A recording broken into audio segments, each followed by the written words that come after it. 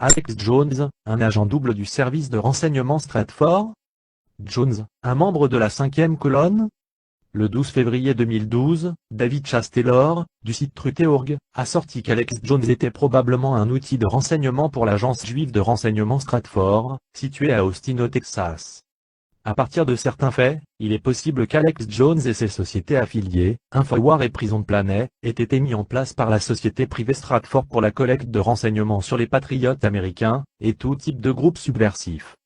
Alex Jones aurait vu le jour sur Internet en 1996, la même année où Stratfor a été fondé.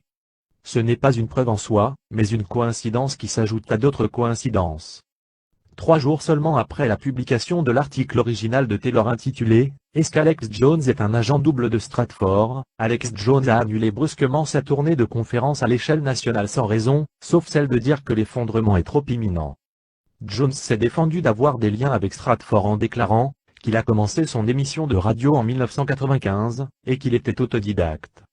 Le 15 février 2012, dans l'édition du Alex Jones Show, Jones a déclaré qu'il allait présenter ses 2 conférences prévues à Dallas en Floride, mais qu'il n'allait pas présenter les autres. Plusieurs internautes, et blogueurs, soupçonnent Alex Jones depuis de nombreuses années d'être un agent infiltré, une agenture qui a pour but de mousser la propagande anti-gouvernement pour ainsi rassembler et collecter les données sur les groupes patriotiques et les groupes miliciens.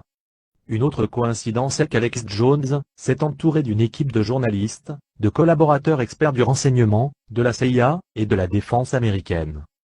Parmi eux, Dr Steve Glancy, Department of Defense, ou NMADSAN, National Security Agency, le lieutenant-colonel Anthony Chaffee, chercheur au Center for Advanced Study de la Défense, David McMichael, CIA, Ren Goldern, CIA, et James Weather Howell, renseignement de l'armée de terre.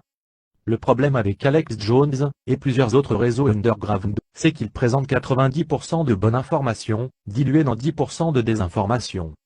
On obtient donc une information diluée et corrompue en détournant du véritable objectif.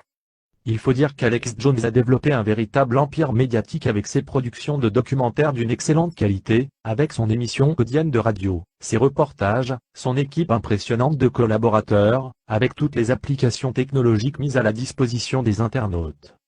Une telle infrastructure médiatique implique des sommes colossales qui nécessitent des dons extraordinaires.